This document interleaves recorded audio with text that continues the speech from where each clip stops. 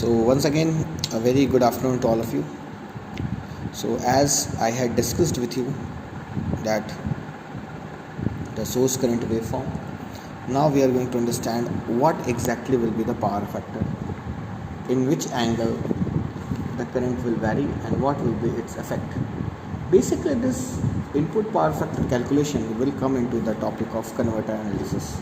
Okay, so I will like to do a thorough analysis of converter.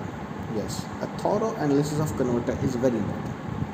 If we are able to correct each and every part aspect of this converter, then the analysis becomes very easy. Okay, if we aren't able to do this part, then the analysis is a bit difficult. So I will like to recall certain parts once again, that we are continuously focusing on the three-phase rectifier. Okay, three-phase rectifier is this part. Okay, this is the diagram having phases A, B and C.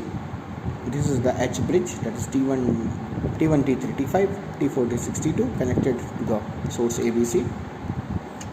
This is the source current, which is assumed to be constant. Obviously, if the current is assumed to be constant, it simply implicates one thing, and that thing is that the inductance is high.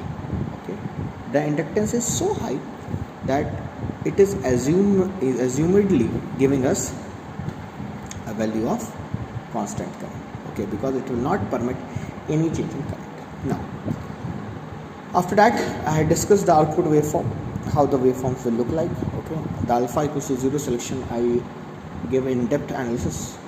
I provided you in-depth analysis how the angle is varied, like VAB, VAC, VBC, VB. Okay. Now, I will move on to first of all describing some of the waveforms. For example, have a look at this. For alpha equals to 60, obviously that the peak will be at 90 and the waveform will be something like this. Okay. Now, what will happen if alpha is greater than 60? This questions come into the mind straight away. Okay. What will happen to this point? Okay.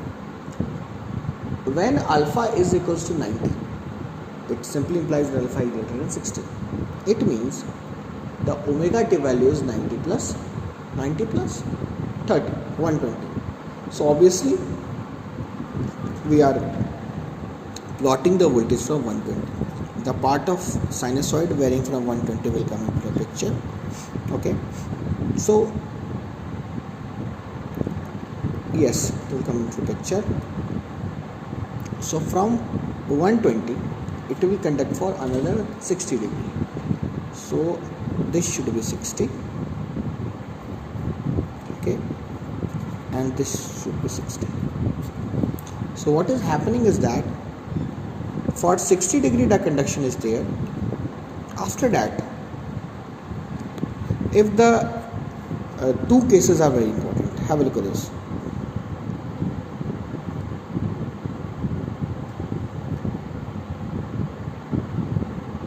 Yes.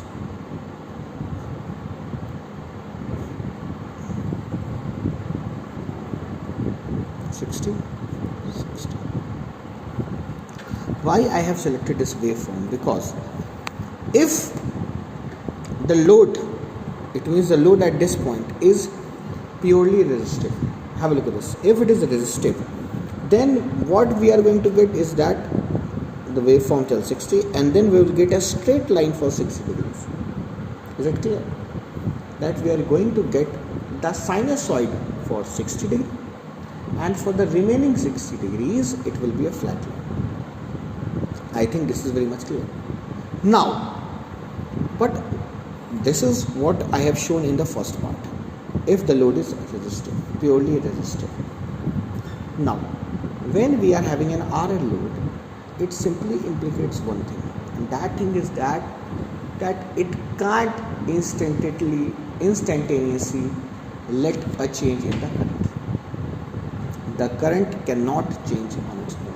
It will not change immediately, for sure. It will take some time to change. Okay. So, in case of a resistor connected with an inductor, I am very much sure that the current cannot go instantaneously to zero. So what will happen? What are the repercussions? Obviously, have a look at this. I am drawing the part once again.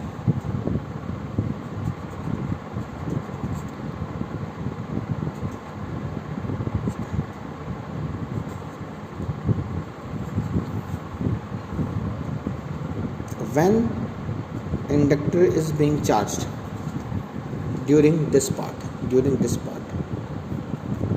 the inductor is getting charged up, so it will keep on storing energy till the voltage has reached 0.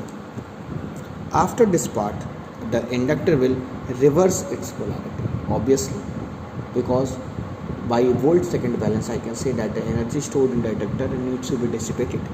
So the polarity becomes something like this. I think this is clear. So now the energy will be dissipated from the inductor and the waveform will look like this. And these two areas, this and this, will be exactly same because the conduction angle is 60 degrees. Look at this. Don't get confused with this difference in waveform. That I have drawn to make your understanding very much clear.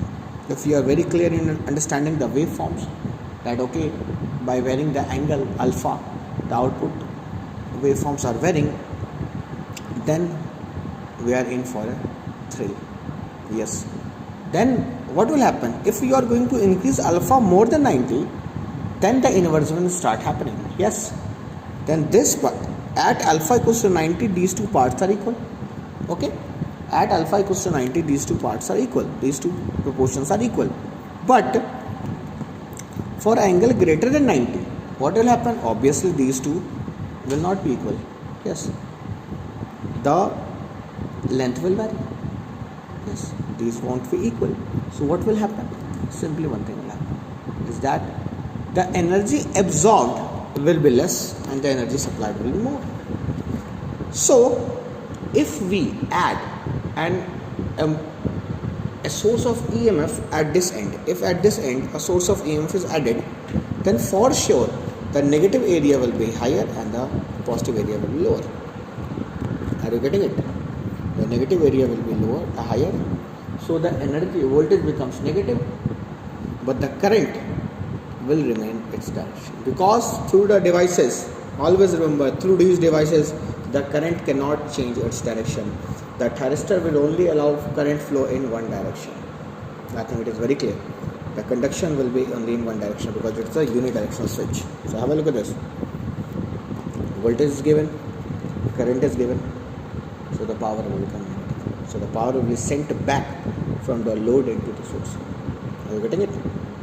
So now have a look at this. So I can say that now the input power factor comes into the picture. It means the power factor that till this point we all know by the formula, that is ISR, IS1 upon ISR. This is the current distortion factor, and this when multiplied with cos of alpha will give us the power factor. Yes, it's very easy to understand. I will come into the details of this in the converter analysis section, but one thing is very important. This is the power factor. Okay, input power factor, as we say, that is 3 by pi into cos alpha. Have a look at this, 3 by pi into cos alpha. This is a part of converter analysis. I will deal in detail in the converter analysis, but this should be very clear again. Okay, now have a look at this. Okay, one more thing is very important, the reversal of direction of current. Okay, if this is IA, then the IB will be leading by IB will be lagging by 120. Similarly, IC will be lagging IB by 120, and further on the lag will continue. So in this way we can plot the source current, we can obtain the input power factor, and one more thing is very important, that input power factor is nothing but G into cos of alpha. G is nothing but current crest distortion factor, that is G, and that multiplied by the displacement factor will give you the input power factor. Input power factor in power electronics is the real power factor. Some people who are studying basic electrical engineering might get confused. There's no need of any confusion. Okay, that's very basic and easy to understand. Okay. till this part, I think everything is clear in lecture. I will come to the converter analysis in the next lecture. Thank you.